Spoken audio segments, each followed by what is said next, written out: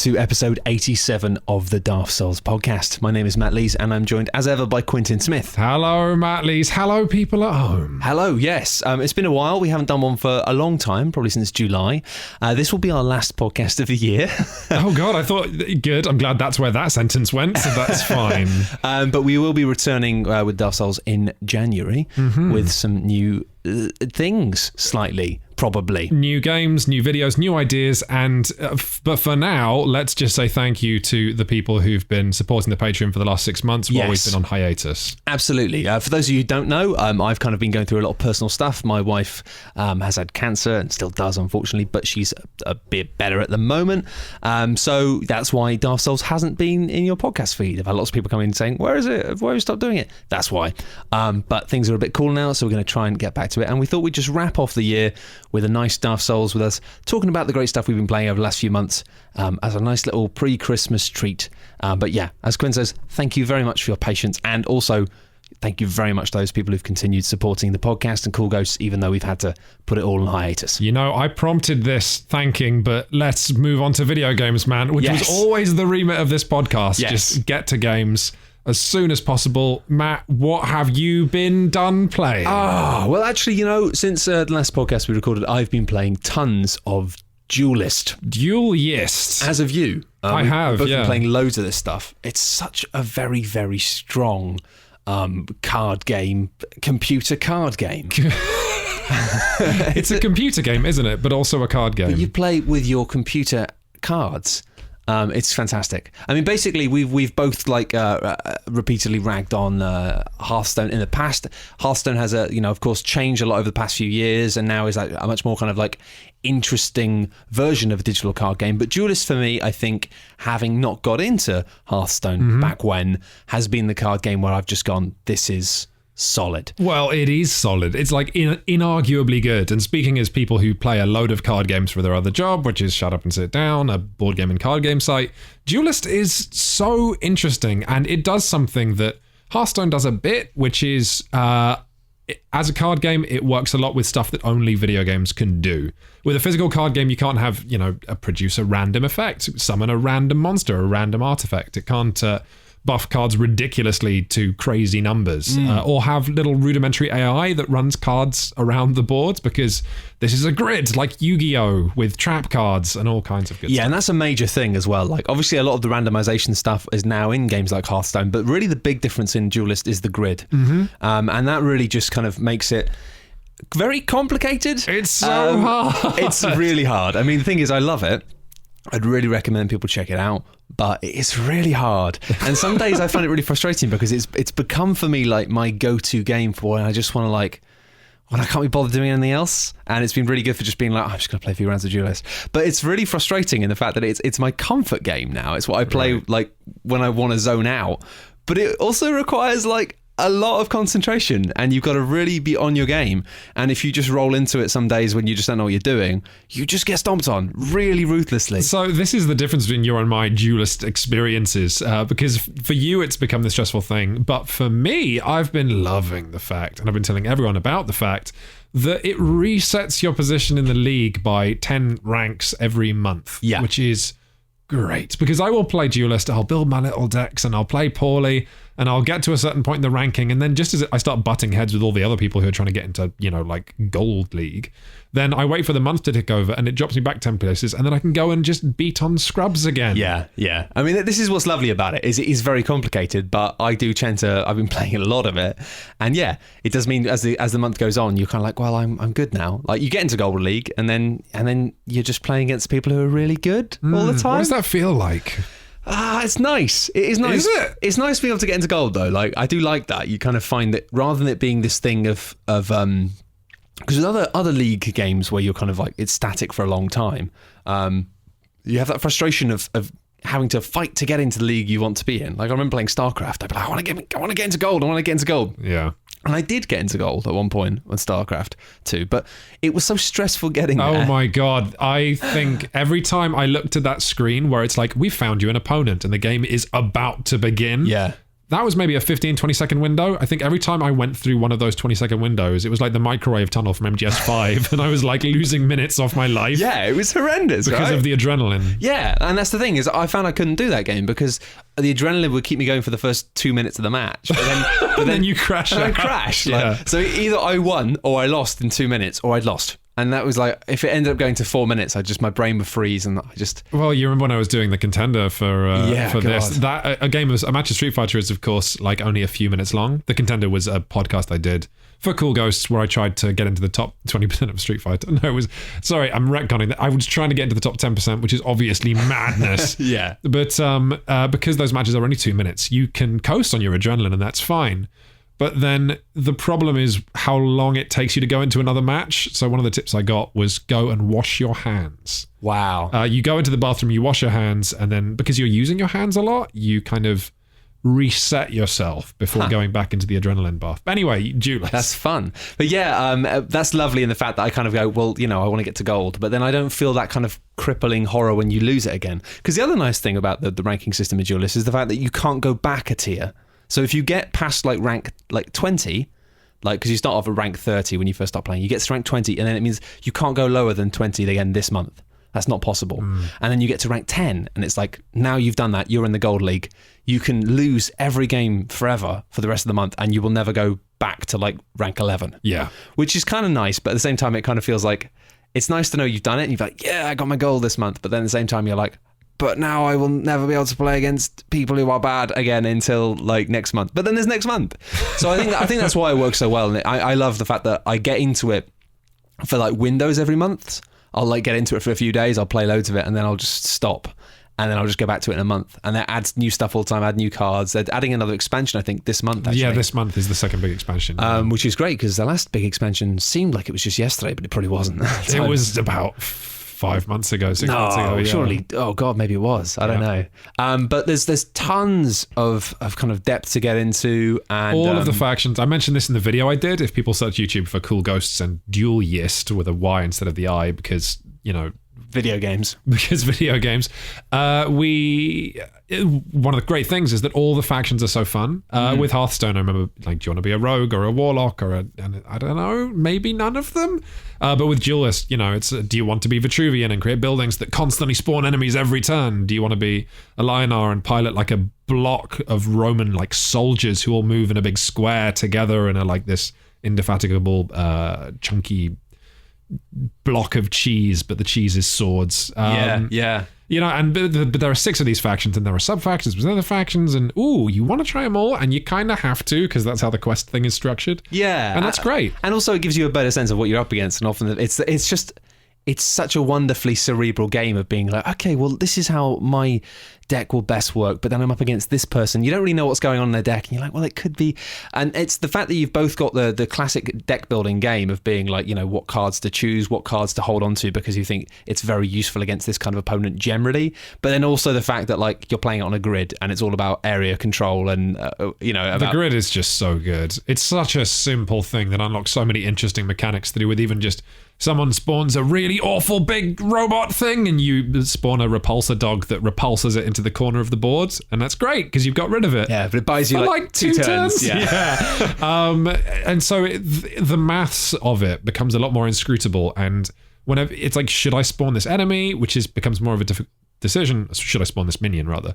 But also then where do you place it? Yeah. Those minions that you spawn where it gets stronger the longer it survives. Yeah. The growth minions. Where do you put that? Do you put it behind you? Do you hide it? Yeah. So it feels like it's one of those wicked games in the fact that it's not just what card do I play? It's where do I play it? Yep. Exactly. And that just explodes the number of choices or you even have. The big fundamental mechanic in it, which let's try and our quest is to make this not sound boring. Yeah. But the replace mechanic. Yes. Is absolutely genius. Because every, Hearthstone, Magic the Gathering, a lot of card games, every time you draw a card, but in addition to that, you can point at and again, this is something you couldn't do with a physical game. You can point to any one of your cards and go, replace that with a random card from my deck. So you never have to do this. No. But you're looking at a card and saying, I think statistically I will get a more useful card than this right now. Yeah. And sometimes you don't. No, but the fact you can only do it once per turn as well is like you kick yourself so hard when you're like, maybe I shouldn't. You go, no, I don't need to replace it. And then next turn you're like, I should have replaced one of them. Like, no, I mean, it's just a constant flow of really interesting decisions, and each one of those it is a hard game, especially when you get like above rank 20. It's suddenly like, things switch on and but you know what, the matchmaking is such that if you're not good at card games, you will have fun splashing around the kiddie pool. I had a ton of fun to begin with, and we were playing against each other just like on Steam, and it's funny actually. I remember those early games. We didn't have a clue what we were doing in retrospect. It's like we were playing really basic level stuff, and since then like the game has sort of exploded in terms of like all the stuff that you can do that I never even thought about. Yeah. But it's really, really fun, even just the basic decks and the baby stuff. And hey, you know what? We're talking about all this. This is a free game. Yeah. It's for my money, the best free game I've played all year. The questing is really generous. Like, you just produce endless amounts of gold. Like, playing for a day will generally get you a booster pack, or like a day or two. Get your friends involved, like use the referral program to get more gold from them. And hey, if you want to spend like $1 a month or $5 a month getting some extra stuff, boss, there's your video game for December. Yeah. It's an incredibly generous game. It's a lot of fun. And you know what my favorite thing about it, and it's such a tiny thing, my favorite thing is that when it's the other person's go, like when it's you can see like you have to wait for them to take their go, but you can see like this kind of like red highlight that appears on things, and you can see basically roughly like where their pointer is, basically where their cursor is. So at any point you can see what they're doing. So you can tell, like, if you can't see their cursor, it means they're looking through their cards, and if your cursor's on the board, you can see what they're doing. And it means sometimes you get to the point where you can see by the way their cursor's moving that you know what spell they're casting, or you know what they're doing, because you're like, okay, you're mapping out like an area. Okay, fine, that's going to be this. But what's lovely is sometimes when you're watching somebody play and they just don't appear to know what they're doing, and they appear to be like floundering. Or the lovely thing is when you play a really dangerous, weird enemy that you just got in one of your booster packs, and then the start of their turn is just them hovering on it for about 10 seconds while they clearly just read the text and go, what is this? So you know the trope, my favorite thing, you know that trope that is in Yu-Gi-Oh, which is you activated my trap card, which is do you know this? This is a trope in card gaming, but it comes from the cartoon, like the manga Yu-Gi-Oh, right? Where someone will move an enemy onto a grid, just like in Duelyst, and then they will say, and then their opponent will laugh and say, ha ha ha ha, you've activated my trap card. Cut to close up of their opponent going, what? No! And then a trap appears under the fucking thing. The thing is that is a great mechanic, but it's actually A, not in most card games, and B, as far as I could tell, not in Yu-Gi-Oh! When I looked at the actual card game that you can buy.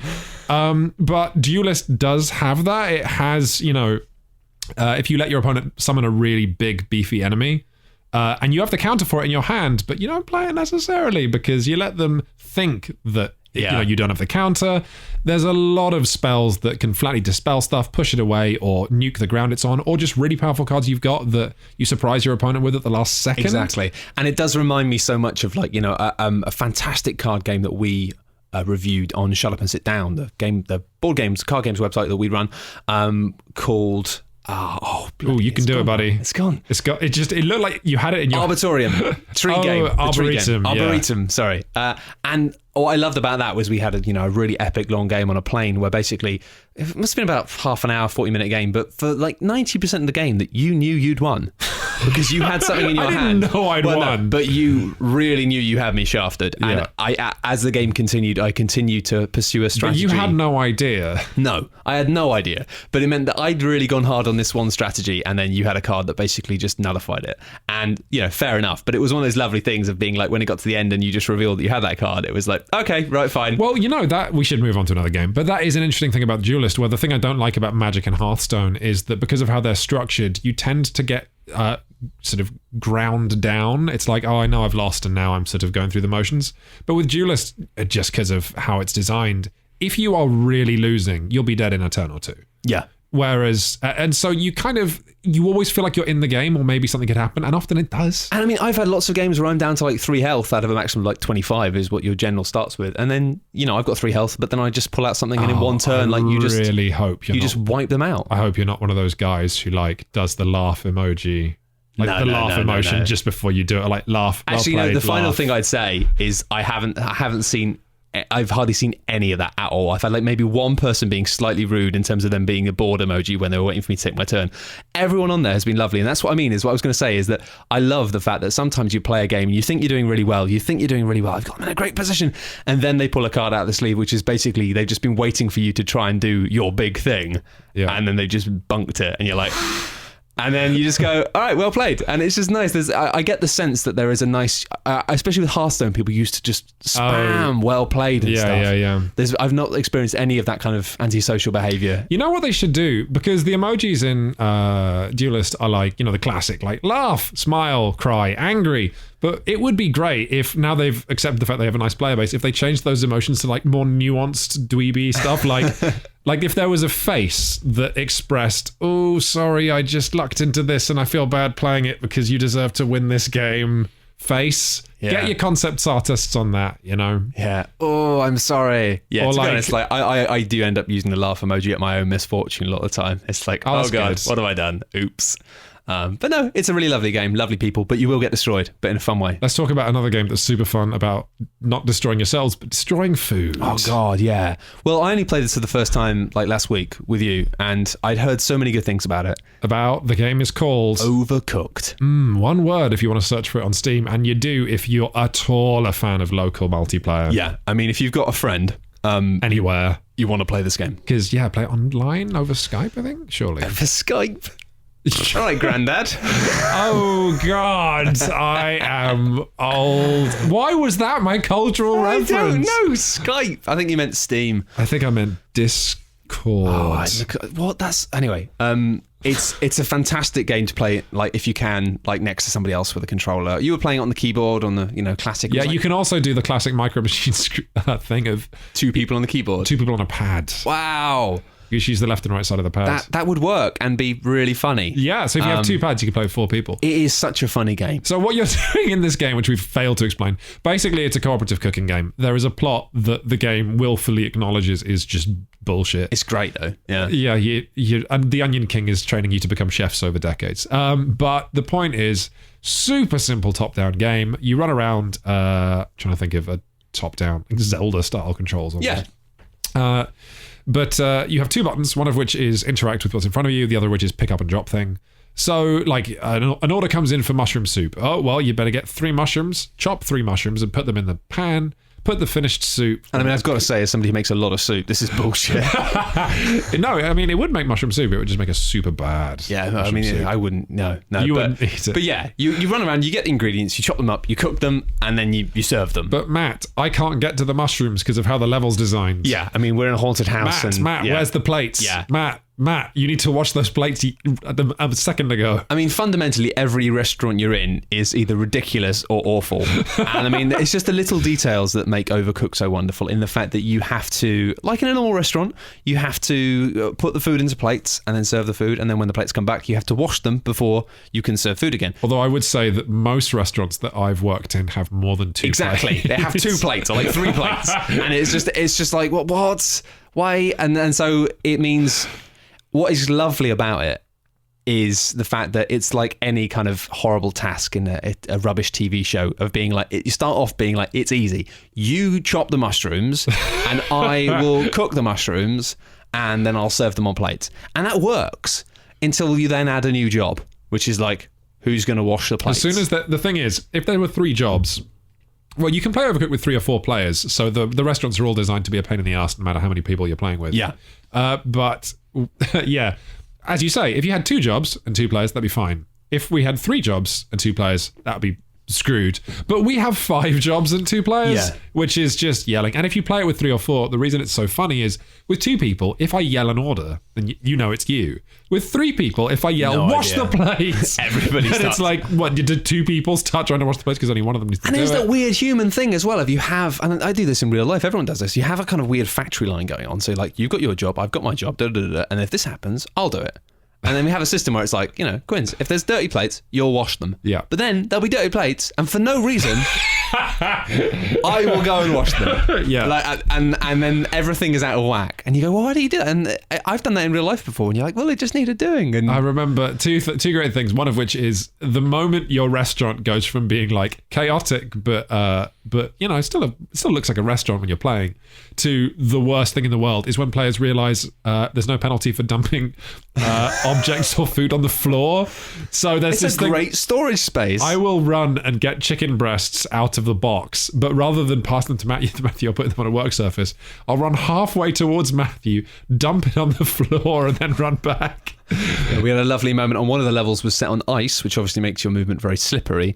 And there's a river in the middle, which large icebergs kind of slowly crawl down. Yep. And we had a point where you'd left a dirty plate on the iceberg for me to pick up. But it was funnier than that because you would try. I could tell from your hovering that you were hovering like with 1 foot on the iceberg and 1 foot off of it, going, do I have time to grab the plate and make it back to my space? But you didn't move. You were just trying to weigh that up. And of course, eventually the window passed and you just took 1 step back, and we both watched as our iceberg floated away with a full half of our plates on it. One of our 2 plates dirty just disappeared and just into full hysterics with no idea of whether or not that plate would come back. Because as far as we knew, it was just gone. But yeah, it's just a consistently very, very funny game. Oh, I just remembered another beautiful thing. We had space burritos. Yeah, I was specifically thinking about the space burritos, and you and I were cut off and we had our own separate factory line burrito assembly things. And I just heard you say something like, oh God, and then after this splooshing sound effect, and then you go... I just put my burrito in the saucepan, and you made like this brown liquid in the saucepan. Yeah, I had to throw it in the bin because I finished the burrito and then put it into a saucepan of water. Yeah, that was it. But yeah, no, that was embarrassing. But that was the point where we've been playing for about half an hour, and it got to the point where I was so exhausted from laughing that I was not able to play the game anymore. I was just laughing, and I think I'd made 1 burrito in about 10 minutes, 10-minute level, which was unbelievable and unforgivable. How does the rice work? You yell. I'm like, well, use the saucepan. I forgot things like you have to chop chicken before you You can't have an entire chicken in put a chicken in the pan. Just a chicken in with a tortilla draped over the top. It just melted my brain in a wonderful way. But what I really like about that game actually is the fact that it does have that. It has a very classic video game style thing of being like the first level, it's just normal. The second level, it's like the third level, it's ice. The 4th level, haunted house, and it's kind of traditional video game progression. But then obviously ice and slipping around, really fucking annoying. Being in a haunted house, one of the levels was you didn't have any light. And we're fumbling around. Where are the tomatoes? We got tomato soup. It's Where you can't see anything. But what was lovely about it is the fact that then the actual kind of the ratings you need to get it's easier. It doesn't just suddenly spike in terms of difficulty. It gives you different types of challenges and different ways to challenge you, but then it does also understand as a game that they have just made it a lot harder, and so they're going to make the difficulty a lot easier, because then it never becomes... it's not really a challenge attack game. It knows you just want to have fun. Exactly, but I think with lots of these games, that's just the way it does. It escalates and it gets harder, and it means it never really gets stressful. Even when we were doing terribly, you're still laughing. And it still gives you a pass on the level. Yeah, you get a pass, and you don't do well. And but obviously, this is absolutely... If you and your friends want to try and get 3 stars on every level, do that. You will just absolutely have an awesome time. It's still fun, competitive. Yeah, but it's not it doesn't ever get to the point where you're like, come on, what are you doing? Love is in a Dangerous Space Time was last year, right? This wasn't. I think so. Maybe end of last year, start this year. But yeah, my God, if you haven't played... If you and your friends haven't had a good sofa co-op thing recently, then... God, you could have an unbelievable evening playing Overcooked for 2 hours and then playing Lovers in a Dangerous Space Time for 2-3 hours. Lovers in David's Space Time. That is the name. That's my pitch for a game show, but that is a whole other thing. But Overcooked, believe the hype. Yeah, definitely. I mean, I heard loads of people saying it's one of the best games of the year, and it's just joyous, riotous fun, very silly. Yeah, it's usually you play silly games and then you it's a bit like Towerfall in that you will cry laughing, but then you're not done with the game. It's not a gimmick. I still just want to play Overcooked when my friends come over because it's a great game. Yeah. And it also has that wonderful other factory line panic of being you've got so much to do that you just start doing stuff. And the amount of times you start doing a mission and I just chopped like 4 tomatoes and we didn't need any tomatoes, but it was just like a gut reaction. It's just panic. You just go, well, I've got to do something. I remember sending there's a level where one player has to assemble the pizzas and you had the pizza ovens on your side. So I assembled a pizza meticulously and then sent it down the conveyor belt to you, and you grabbed it and I'm like, did you put that pizza in the oven? And you went, what? Because what you'd done is put it on a plate and sent it out the door to the restaurant. You kept sending me pizzas and I just hadn't been putting them in the oven. I've just been like, it's done. It's a really, really, really fun game. If you get a chance to play something this Christmas with friends or family, then I definitely recommend that. Oh yeah, sure, absolutely. A game I've been really impressed by recently. I wasn't expecting to be. This is going to be a big leap, isn't it? From Overcooked 2. Yeah, Titanfall 2. Ah, okay. That's this Christmas's other competitive cooking game, right? Where you and your friends... You're a robot friend and you got to make a cool pie. Except the pie is made of... Titans. Which are... falling from... to... No. All I wanted to do there was some classic co-op, and what you did is just you made a mockery of it. Yeah, I did. I'm just trouble. I'm sorry. But Titanfall 2 kind of came out of nowhere and really it didn't come out of nowhere, did it? Surprised me. It came out of A, Titanfall 1, and B, about 3 years of work. A huge amount of money. Millions of dollars. I mean, it came out of nowhere in my world, because I didn't really play the first one much. I think I played the beta. I think it was one of those games where all the games writers that I followed on Twitter... Everyone loved the first one. For about a week and then stopped playing it. Well, I think, I don't know why, because I didn't play enough of it, but everyone said it was amazing, and they played it for about a month, and then everyone just sort of stopped. And that was it. It seemed to kind of really fail to keep people. I personally didn't get into it because I don't really like cold drops into online shooters.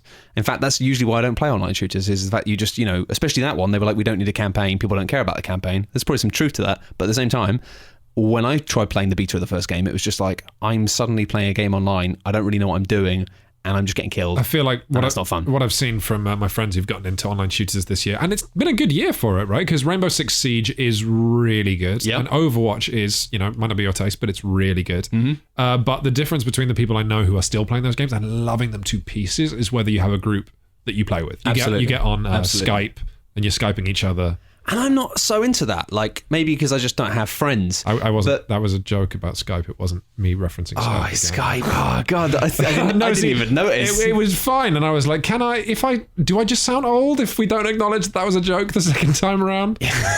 No, I just didn't notice. Just hear you say Skype so often, it just completely I'm never Skyping. You love it, mate. You're big into the Skype. You're having phone calls on rotary phones. Reddit/r/Skype. You send me faxes sometimes. I bought a printer this week that does faxes. So if you had one, we could fax each other. Let's get some faxing on the go. Log on to Xbox Live, send me a fax when you're on. Oh, mate, we could have like faxing parties. That's what all the kids are doing. The fun of the fax. So yeah, basically, Titanfall 2, wasn't really interested. But then I played it and it's just amazing. So if I understand correctly, the Titans... So Titanfall is like a sort of regular shooter. Yep. But these Titans are like... These Titans. They're like big fax machines, right? Very large fax machines with guns. They're robot suits. It's great, and one of the reasons, like, Titanfall 2's campaign is very good for lots of reasons. It's probably my favourite first-person campaign since Portal 2, because it's like, it actually has a very similar kind of production quality, in lots of ways, actually, and I think they actually used the same engine. I think... Really? Yeah. It's made using the... what's it called? The Half-Life 2. I was trying to remember this. Valve... No. Source? Source, yes. Yeah. It's made in Source, which makes a lot of sense because what they've tried to go for is a very mechanical world where things really hang together and things are very detailed and things are very... And it really works. Yeah, I think the other thing it has in common compared to Portal is it just wants to be done in like 7 hours. Yes. It just absolutely doesn't want to waste your time. It's funny because you'll walk through an area with a certain asset style. I don't want to give anything away because I agree with you. I think it is a truly exceptional... 7 hours of like shooty bangs. But you'll walk into an area full of like assets and then, which sounds really boring because I'm trying not to spoil anything, but then you will leave that area almost immediately, and Yeah. you'll be like, oh, I wish I'd spent some more time in there, because now I never get to see it again. Yeah, and I mean, you're actually just before one of the best bits. But that's the Right. thing, is it's so generous with what it does, with its ideas, with its assets, and with things, and that you just literally, like, you kind of just go through an area really quickly, and then you just go, what the hell was that? Was what? It's so fast that I unlocked one of the loadouts for your Titan, which completely changes how your robot buddy works. Yeah. And I missed that there was a little tiny terminal next to me which let me change how the Titan works. And then I took one step forward and fell off a ledge and realized that was my one shot to change my loadout. And because the game was so fast, like it wasn't interested in giving me, oh, here's another terminal. Oh, no, you can do it in the start button all the time. Oh, okay. But I just found it funny. Have you been using the first thing the whole time? Yeah. No, I know, because every time you get a new one, there's a computer next to you, and you like upload Windows and you say, Siri, give me a new loadout. Oh, I didn't know that. Yeah, anyway, the point is that it was just funny to me that the campaign was so fast that I felt like I missed an opportunity to change my loadout, and then it just wasn't going to get Go, it again. done. Come on, go. Yeah, it's unbelievably generous with your time. Basically, it just basically goes, this is really fun, this is really fun, this is really fun. Mixes it up, and then by the time it's done, it's done. Also, it has some just really lovely design decisions in it. One of the things I really like about it, without any spoilers, is the fact that you have got this robot suit. This robot suit is called BT. He's a character that's not overplayed. It's just your robot buddy. He's a great character. It's really nice. You can have bits where you talk to him, but you cannot. It doesn't stop the game to do a cutscene. It just has him asking you questions, and you can use the D-pad to reply, or you can just not. You can just completely ignore it and just have a shooter. Bug me out. Bug me out? That's also not a phrase. No. I have aged about 15 years since we last recorded Dark Souls. But those D-pad multiple choice conversations when you're talking to your robot buddy aren't a choice for me, because the options are basically be a dick to your robot or don't be a dick to your robot. And I can't be a dick to an AI because it just upsets me something personally. Like, I went to my friend's house and he had a Roomba, and it was the first time I'd met a Roomba.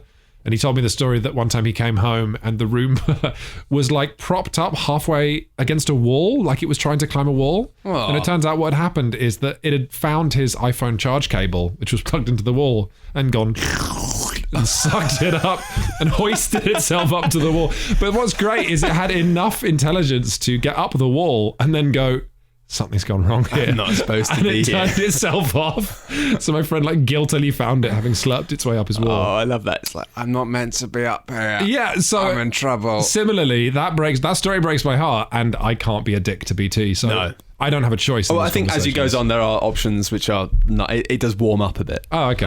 And as you'll see, yeah, it's a nice little. It's basically a very gentle story with you having a robot friend, and the story is not exceptional at all. It's nicely executed. It's not a story-based game. It's not the sort of game you play and you go, "Oh, that story's going to stay with me forever." It's just a sequence of really awesome events and things with a very pleasant, very basic story.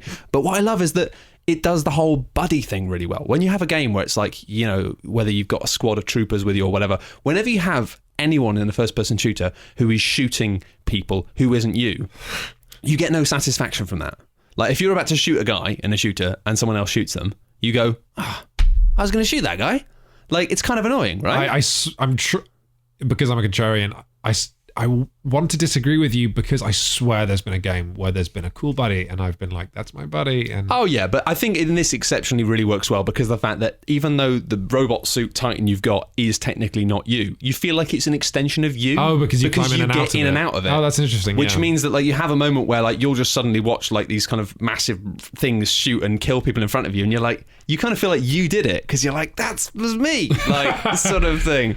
No, it's really exceptional. And as I say, like, I don't really play multiplayer shooters, but after I finished the campaign, I was so enamored. Like, I felt like it was like I just finally got my head around the controls, and I really felt like I was good at maneuvering and shooting and really into it, that I just thought, well, I'll have a little go at the multiplayer. And what I love about the multiplayer is it has, you know, the main mode that I just jumped straight into is Bounty Hunt, and a lot of the online modes actually have like AI in as well. So it means that it's kind of a weird thing. It's kind of a nice little system where basically means you go out and there'll be drop points and drop pods come in, and it's loads of AI soldiers and AI robots. You kill them, you earn money, and at the end of the round, banks appear, and then you have to get to the bank and bank the money you've earned. However, at any point, if another player kills you or you kill another you player, lose the money, you you don't- steal half of their money. Which means what tends to happen is you have people like me, I'm not actually that good, but I go and I'm really good at killing the NPCs because they're NPCs. I've got loads of money. And then I'm getting home and then some guy who will like uncloak next to me and like empty a clip into me and I'll be like, because you do get people who basically are sneaky bastards who just specialize in just waiting until the end and then trying to sweep up and steal people's money.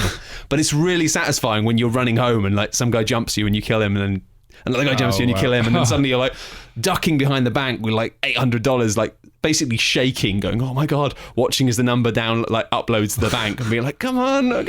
You really do feel like, especially because I'm, a complete wuss, you just feel like you're hiding behind a wall while somebody's coming into the room looking for you and you're like, come on, it's almost uploaded. It's almost Jurassic Park style. There's a mechanic in it I really like. I haven't played on any of the online, but it has a thing, right, which was also in the first Titanfall, where when you lose a match, you and your squad have to like bug out and retreat to a dropship. Yeah, it's fun. Which sounds really awesome to me. And like, because when you finish a match of like Overwatch or something, it's like time is ticking down. You're like, yep, we're going to lose. 5 seconds, we're going to lose. 2 seconds, we've lost. And that is such a miserable experience. But the idea that when you have definitely lost a match, you then get a fun little finale, and presumably you get some like extra experience if you make it out. I don't know if you do. It's just really satisfying, and it's actually really hard to, because if you've lost, then often it's like, because sometimes it's really close and you can be fine, but sometimes you just get stomped on. But what I will say is that it's the sort of game where there aren't that many people playing it online, but there's still enough people playing to play it and enjoy it, and it's so much fun. It doesn't matter. What I find brilliant about it is it doesn't matter whether I'm playing well or playing badly. It doesn't matter if my team's playing well or playing bad. It doesn't matter if like we're losing horrendously or winning amazingly. It's always fun. And I haven't felt this way about an online shooter since the original Modern Warfare, where it was like, it's just fun to play and you're not like fixating on the unlocks. It's just the unlocks are just something that happens when you play, and then you're like, oh cool, I've got a new thing, I might try that. That is always the gold standard I hold to games like Battlefield and Overwatch 2. Like or Rainbow Six Siege even, where it's like my test going in is, of course this game is going to be fun when you win, and of course you're going to win if you're playing with friends and have like a shade of teamwork. But is it fun when you lose? Yeah. And like so often with those games, no, it's miserable when you lose. Losing in Overwatch sucks. Yeah. Yeah. So, and I never ever want that feeling that I got from Dota 2 a lot, where if you go in and you really invest in trying to get a win and you don't, then that sensation that you've wasted your evening, I just can't do that now. No, I can't either. And that's why I love doing this. And even if you're the underdog, there's something quite exciting about the fact that basically if you're losing, it generally means that you like the other team will have loads of mechs walking around, loads of Titans, and you're just like on your foot. And it's really satisfying sometimes when you're like using your zip line to zoom around and grab onto things and like pulling the batteries out of the robots, and they're all like running around trying to shoot you. And so you can be like, you're losing, but you can be like, screw you guys, I'm a robot jester, I'm gonna get you. It's a tremendous game. I really recommend it. It's the first time I've had this much fun with a first person shooter in a long time, and it's a shame because it's like it's come out at the same time as Battlefield. I think there's clearly been some, reading between the lines, there's clearly been some weird bad juju going on between EA and Respawn, and I don't know, like it doesn't really matter, it's just a mess. And I feel for like, I think it's probably the result of some dumb politics and some dumb egos, but I really feel for like just the people who weren't involved in any of that and the people who were just team on this game. Oh, you mean what? That they were releasing at the same time? Well, yeah, I mean, it came out at a bad time and like it seems to have bombed, and I think that the reason that probably happened is probably down to some weird like clash of egos about like, I wouldn't be surprised if there were people, I don't know, it's complicated, but all I'd say is that it's just a real shame because it's like it's the sort of game where it's interesting because it shows how different the whole games industry is now. That it's so split and so diversified. That a game this good could just not do well at all. Yeah, like if this game came out 10 years ago, it would be the sort of game that everyone would play, everyone would talk about, and it would be like Modern Warfare. It is, I believe it's of that caliber. It may be better than that. It may be, in my mind, the best first-person shooter I've ever played. Yeah. And it just seems crazy to me that this game is just... We've been getting that all year, rather. I invested that massive amount of time earlier this year into Street Fighter 5, which is a absolutely great Street Fighter, massively accessible, everyone can play it, and it's sold like 500,000 or something. Yeah, it's really not enough. Well, it's also like we probably want to talk about because you weren't that hugely enamored and I haven't played it yet, but Dishonored 2, again, I'm not sure that's done terribly well either. There's all these games coming out, they're all like, doing well, critically acclaimed, but nothing's selling. I mean, some strange stuff going on. There were a lot of people who saw the writing on the wall, industry insiders who you and I would be talking to, who saw this coming like a good couple of years ago. But it's the fact that there are so many giant money-powered tanker ships that are piloted. We make AAA games. This is all we can do. And who are just hemorrhaging money now. Well, I think it's this increase of the time sinks. As I say, the majority of what I played over the past few months, because of different life circumstances, I've just been playing tons of Duelyst on my laptop in hospital lobbies and stuff, and other people just play Overwatch. I don't quite get it because I don't think it's that good, but that's their game. And for me, a couple of years ago, my game was Destiny for a while, and again, I tapped out of that after a short amount of time. There are God knows, I think it's more complicated than this, but there are a lot of games which are really good at just saying, do you want to play this for 500 hours? Yeah, exactly. But I don't know. I think maybe we're just getting to the point where first-person shooters are just not. I don't know. That's fine. I'm ready for a new paradigm. Yeah. I'm ready for... I'll tell you Bring back Banjo-Kazooie. I'll tell you what, I'm ready for a new wave of a kind of game that I've been playing last month. What have you been playing? Diaries of a Spaceport Janitor. Hear me out. The FPS was great, but it's over. Now we're in for a new wave of janitor simulators. Oh, man, that'd be great. I love sweeping up things. It's just a game of sweeping up things. So it's an indie game that runs potentially terribly on your computer, but I do really like it, and I've been having a great time with it, and it's cheap. You are I was going to say girl, but you're not. And in fact, changing your gender, it has a really funny thing to do with gender, where there are just gender changing booths, and there are hundreds of genders, but in a really knowing, silly way. Your gender could be sweet and sour, or but you are in a completely bizarre world with a completely bizarre job with a bizarre ecosystem. And we were talking about when you play games like Stellaris and Civ. Yeah. You have no idea what's going on, but you're in and you're oh, I kind of understand how tech works, and now I understand how combat works. It is a similar, obviously not as complicated, but it's a similarly unknowable web of systems of who do I buy food from? And, what do I sweep up to get the most money? Because you're just a janitor and you're paid by item that you sweep up. And gradually you learn the layout of this place. What seems like a labyrinth initially, you're going to learn. What seems like a job that makes no sense, you learn to identify trash that's better. What seems like quests where it's oh, can you buy some porn for this octopus? And you're yes, but where do I buy porn? But gradually over tens of hours, you learn the city. And that I find really satisfying. And it has a really unique pastel art style. If people want to just Google image search Diaries of a Spaceport Janitor, or look at it on Steam, or watch a trailer, they'll have a great time because it looks really nice. Yeah. Just put on a podcast. Clean up Alien City. I think it's a really undersung ability is to have have a large city which isn't just overwhelming, and it's something that you actually enjoy to learn. Well, this is it. I think a lot of what people don't realize they do with games, especially kids, is just learn things. Kids will fumble their way through incredibly complex strategy games, or what's it called? Zombie game, which all the kids are playing, made by the guy who used to work on the Armour team.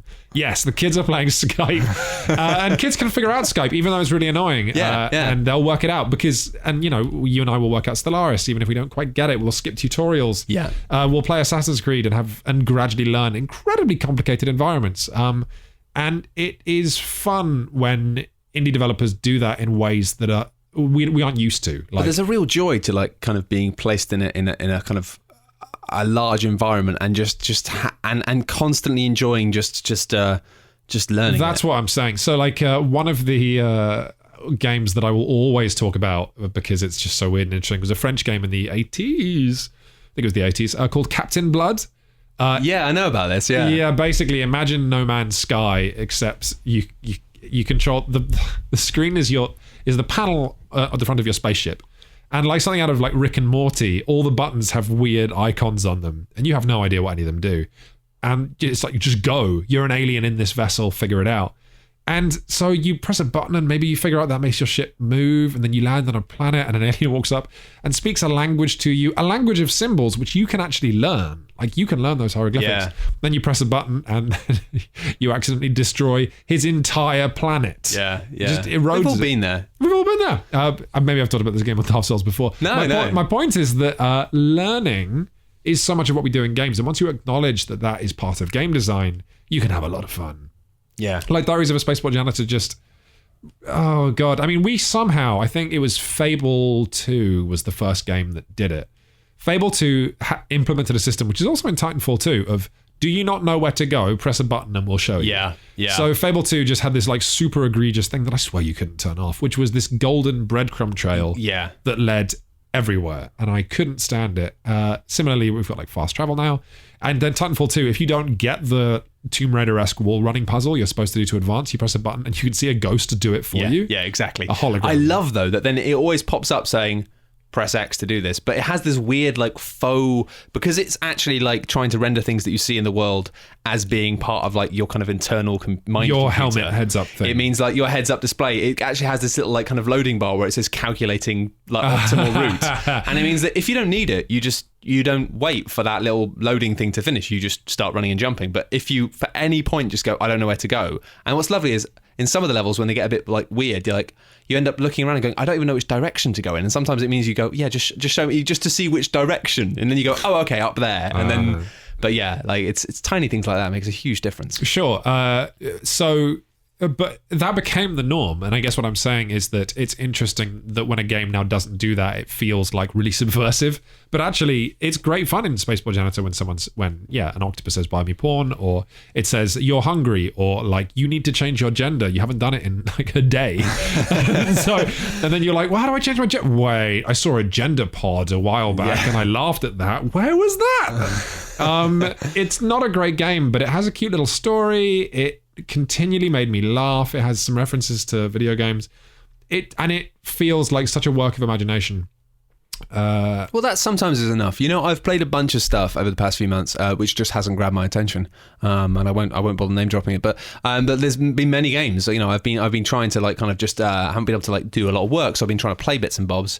Got a lot of codes from lots of devs for lots of new things, and a lot of stuff is just okay. And a lot of stuff is just really derivative. And that's fine. And people like that, but it's always like, I feel like if I'm playing a game and it's just kind of average or not that great, and it's just derivative ideas mashed together because they're popular ideas, that feels to me like a total waste of time. Yeah, Matt and I, by the way, for people at home, are of an age where... we've been playing games for a very long time. Most games journalists have stopped doing this by now. Yeah. We both turned... you turned 30 a while back. I turned 30 this year. Yeah, I'm 31, I think. Okay, the Maybe point 32. is that, we are basically like those... We're like the elder race. We should have fucked off into outer space. People who might work in the sex industry who... Your mind read that analogy. I'm like... those people who have been having sex for so long, their kinks are really weird.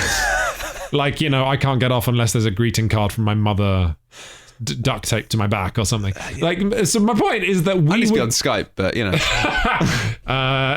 I just use faxes, mate. Don't Skype fine, anymore. Fine. So we would rather pay money for something that we haven't seen before. Yeah, absolutely. Rather than paying good money for something that's extremely well made. But and that is, a weird situation. And it is funny. And I feel bad because I've played some stuff recently which has just been like, this is totally fine. But I've played a lot of stuff. Like, I find it interesting when I get the sense that there are lots of devs now who are maybe 10 years younger than us, who've been doing it and learning it for, 5-6 years. And they're getting good. And they, but the sort of games they're making are homages to the games that they were playing when they were kids. Yeah. Which is great, but these are the games that we were playing when we were like 18, 17.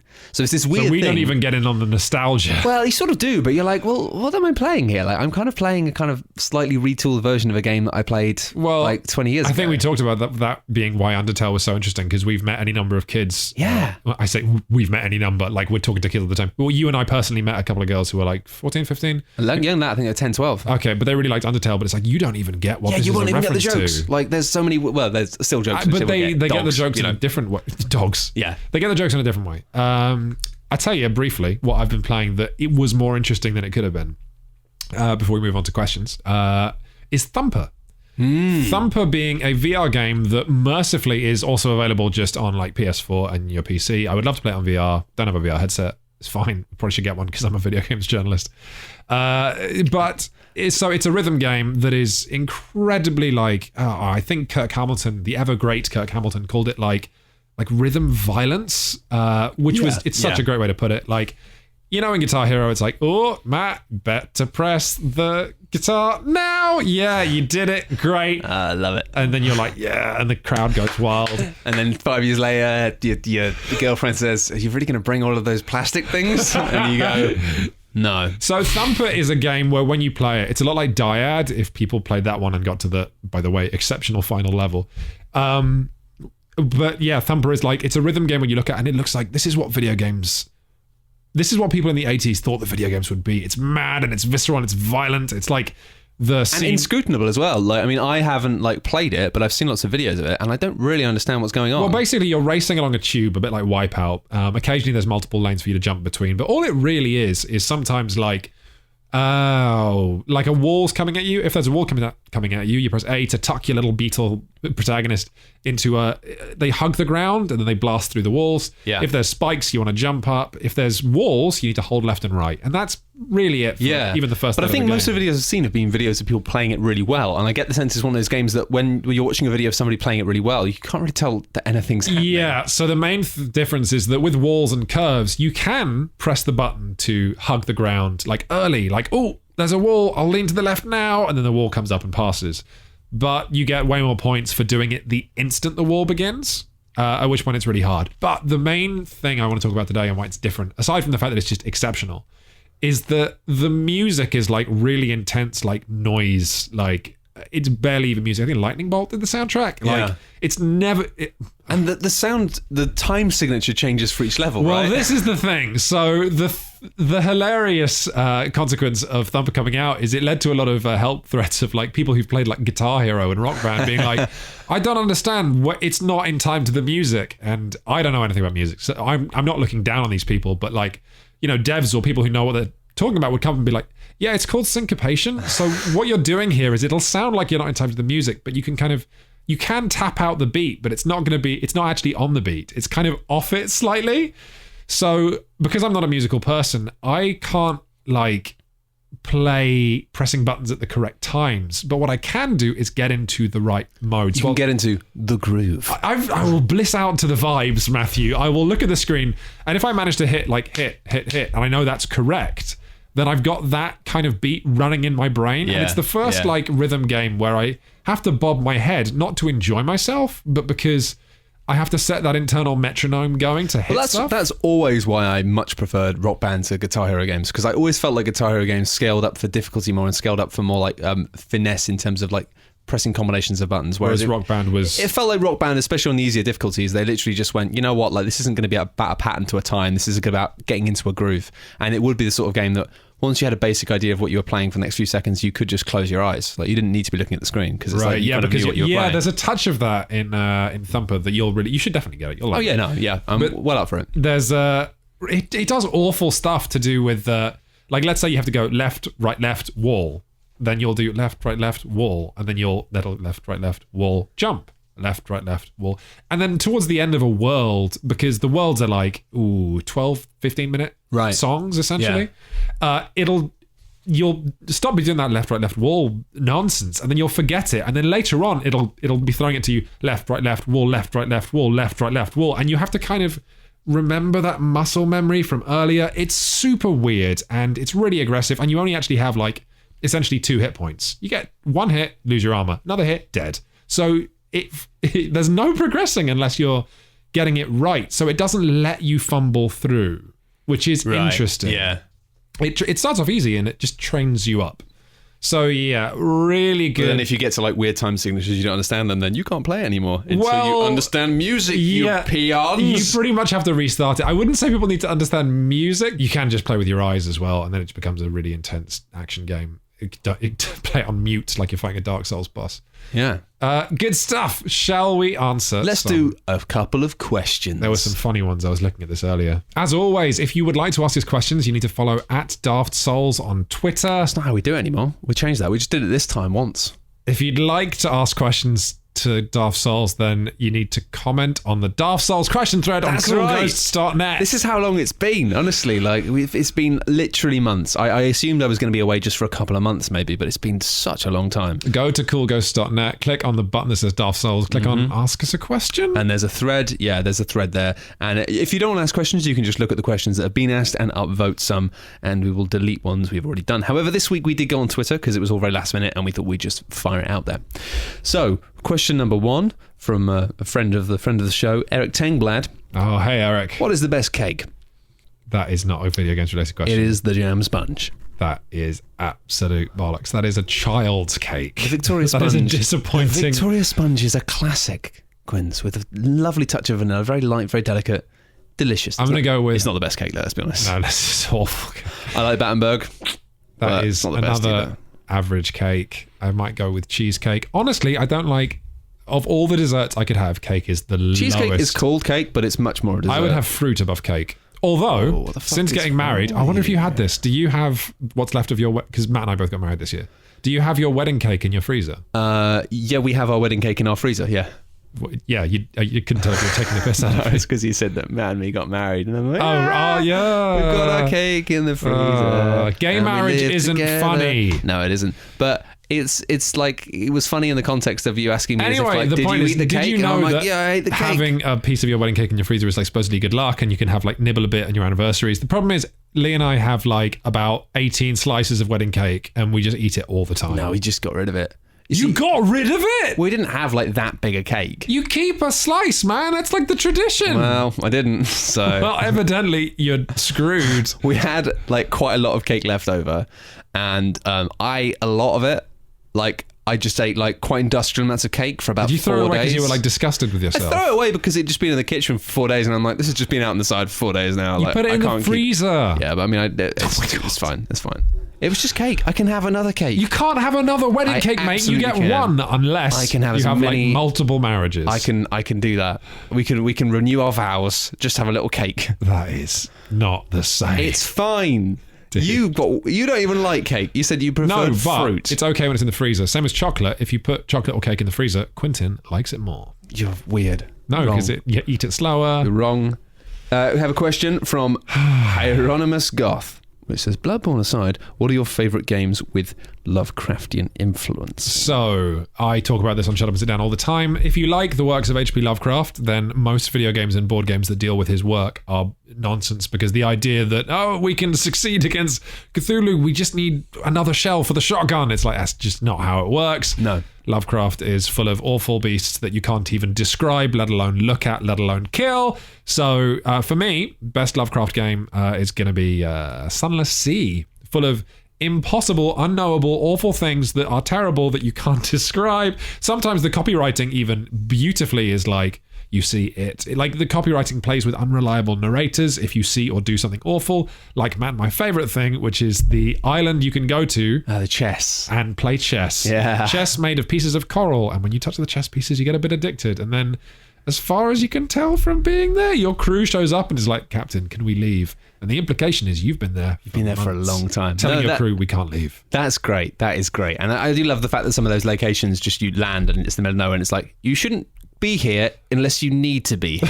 Like, it kind of just says, it's like every now and then it kind of almost breaks character and just tells you what it looks like or what it is, but then just sort of nudges you to go, yeah, you don't want to be here. I mean, it's been out for long enough, so if people haven't played it, I will spoil one. Well, it's not even one of the things you can locate towards the end of the game is an island that is just full of spiders, like nothing but spiders, huge spiders, and the sound effect the game plays when you get there. I don't know. You know what? It doesn't even play a sound effect. I'm just synesthesing one because the copywriting was so good. It said the sound of all the spiders on the stones is like pebbles being washed up on a beach, yeah. and it's just like. Ooh. And then sure enough you get there and the game's like, do you want to be here? I kind of feel like one of my favourite Lovecraftian games, which like I don't think even people would describe it as Lovecraftian, but perhaps that's exactly why it is, because it's so bloody unseen that you don't have a clue. It's probably Condemned Criminal Origins. Criminal Origins, which is like a really weird game and features no bloody tentacles or anything like that, but it's just like a weird spiral of you just going, what is... Yeah, Condemned 2. So that's kind of... like those games are reliably awful and weird. I think unreliable narrator is, which means stuff the player doesn't quite understand, Yeah. is key to a Lovecraft game. Yeah, but there is that sense of there being greater powers and conspiracies and being like, what's going on? Also, a lot Yeah. of murdering homeless people with bricks, which is not one of the core tenets of Lovecraft. I do like the ability to throw small objects at people's heads. That's why I like Condemned. Well, that's why we voted for Brexit, didn't we? Hey. Yeah. God, so much has happened since the podcast. Literally, the world has fallen apart. Like I got married, the world fell apart. Stay on course. Sorry. Those two I just keep activities forgetting. are not related, by Not the related. way, people at home. I didn't do it. Next question. Here we go. Ben Syme asks, on a scale of 1 to 10, how excited are you at the prospect of a Monster Hunter game for the Switch, the Nintendo Switch, of course, which got announced recently? Does Nintendo still own that? IP? They don't own it. They just work with Capcom. They have a relationship, and I think that's going to continue. I think that's Capcom also makes Street Fighter, which came out on all the. No, I know, but they have a relationship with that game. Come on, sure, this is how but they it works. did until it was exclusively on PlayStation until it came to Nintendo. No, I know, but I'm assuming I don't know, but I'm assuming they've already had conversations about there being a new one. Maybe nothing's been announced. But if it is, then yeah, great, fine.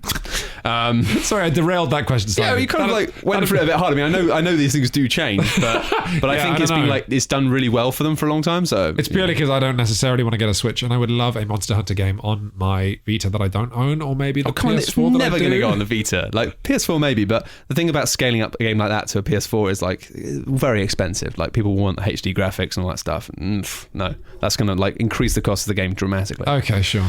Kenneth Sharp asks, what's the best piece of game design that is not in a game? Now, Matt and I both really like this question. It's a lovely question. It's a brilliant question, but I can't necessarily think of an answer. It's a bit of a bleak one, because really there's so much game design in the real world, but none of it is there for the purposes of fun. So are you ready for my take on this question? Yeah, go for it. Some people would say that League of Legends is the biggest video game in the world. I think it's society. Oh, that's rubbish.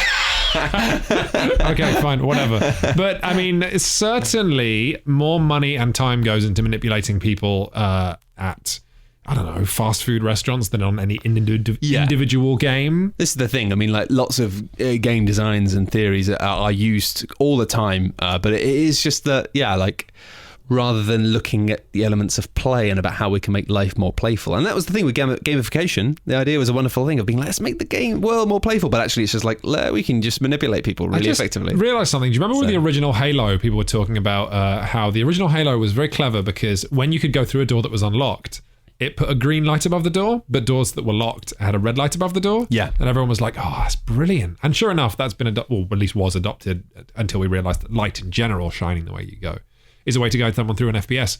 But Halo's thing, that's just real life. I realise now that's just emergency exit signs. Yeah. There's green lights above a door to say you can go through here. That's disappointing, isn't it? But proof of what we were saying, that game design is also alive and well outside of games. Yeah, just doors are fine. Just regular doors, mate. Tonality. The door handle. There's a great game mechanic that's not in games, but it's fantastic. It's very clever. Fantastic for one-on-one players. Tonality asks, he says, in full capitals, so I'll read as much. No questions, just sheer unbridled joy that this is a thing that is happening. Heart-shaped thing. Thank you, Tom. Appreciate it. It's nice to be back doing a podcast, and we look forward to doing more in the new year. Thanks, Tom. And finally, a quick question. Matt Sanders says, I've got my 5-year-old son a 2DS for Christmas. Any recommendations for games we can play together? And Mario Kart. Mario Kart. Brilliant. And I think Mario Kart, still absolutely cracking game. People forget about how good it is. The 3DS Mario Kart games are brilliant.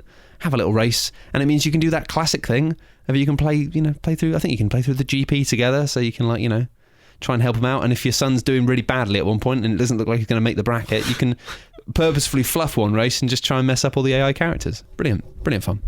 Nice. And that's the end of this episode of Dark Souls. Thank you so much for coming back. For those of you who just subscribed to the podcast in your feed and just didn't notice that it's just suddenly come back, you might go, oh, wow. I think it might stop updating if you... Oh, I don't know. let's this not is the podcast going into the void.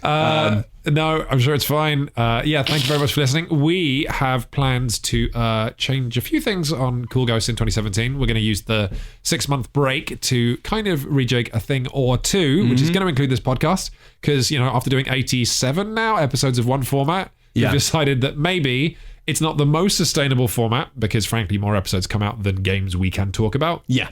So we don't know what it's going to mean. Things might be slightly different, but we will be back doing some stuff on Cool Ghosts and Dark Souls. Rest assured, do not delete this podcast from your feed. It still exists. Please, Apple. It will, and it will continue to exist, and new episodes will come out.